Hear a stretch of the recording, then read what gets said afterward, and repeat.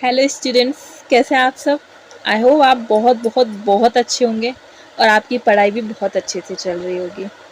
मैं चाहती हूँ आप सब बहुत अच्छे मार्क्स स्कोर करें और बहुत मेहनत करें। आज हम ये जो संस्कृत है उसका 4th चैप्टर पढ़ने जा रहे हैं, जिसका नाम है प्रहेलिका अंतराला पाश्च, मतलब राइडर्स एंड पजल्स। तो ये जो पजल्स हैं सभी लोग जानते होंगे पहेलियाँ क्या होती हैं। हम उनको पढ़ने जा रहे हैं, उनको देखेंगे कि उनमें क्या हो सकता है।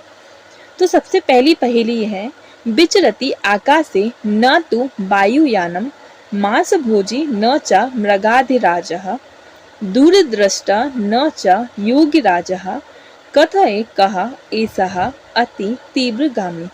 मतलब ना तो मैं जंगल का राजा हूँ, ना आकाश में विचरण करता हूँ मतलब घूमता हूँ, ना मैं मांसाहारी खाना खाता हूँ, ना वायुयान में घूमता हूँ, ना ग्वाला हूँ, ना योगियों का राजा हूँ। बताओ मैं कौन हूँ जो तेज गति से चलता हूँ और भागता हूँ। तो बताओ कौन हूँ। तो इसका आंसर है बैल। बैल ना तो जंगल का राजा होता है, ना ही आकाश में विचरण करता है मतलब आकाश में घूमता है, ना ही मांसाहारी भोजन खाता है, ना ही वायुयान में घूमता है, ना ग्वाला है और ना ही योगियों का राजा है और तेज भी भागता है। तो इसका आंसर ये हो गया। नेक्स्ट, न तस्यादीर्णं तस्यान्तः मध्ये यस्तस्य तिष्ठति तवाप्यस्ति ममाप्यस्ति यदि जानसि तद्वद।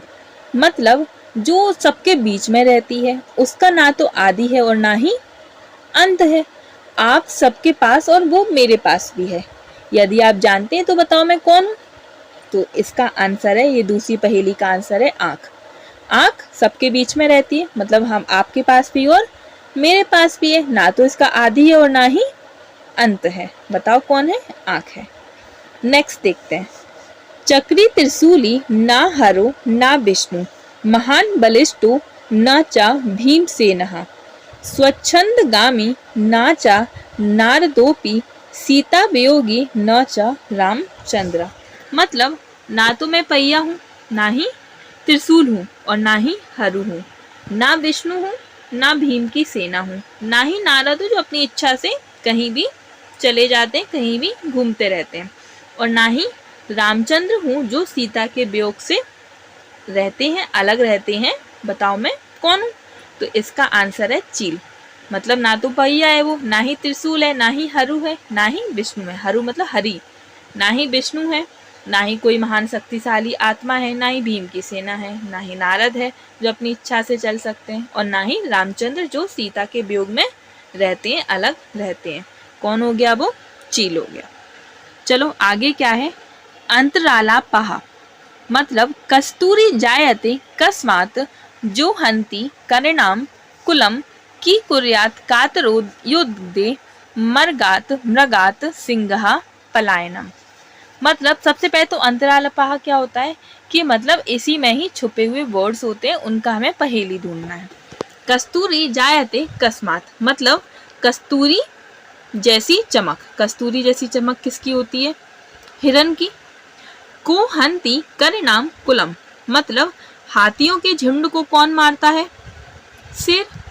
किम कुर्यात कातरो युद्धे मृगात सिंगा पलायनम मतलब कायरों को युद्ध में क्या करना चाहिए, मतलब या फिर शेर से हिरन को बचने के लिए क्या करना चाहिए, भाग जाना चाहिए।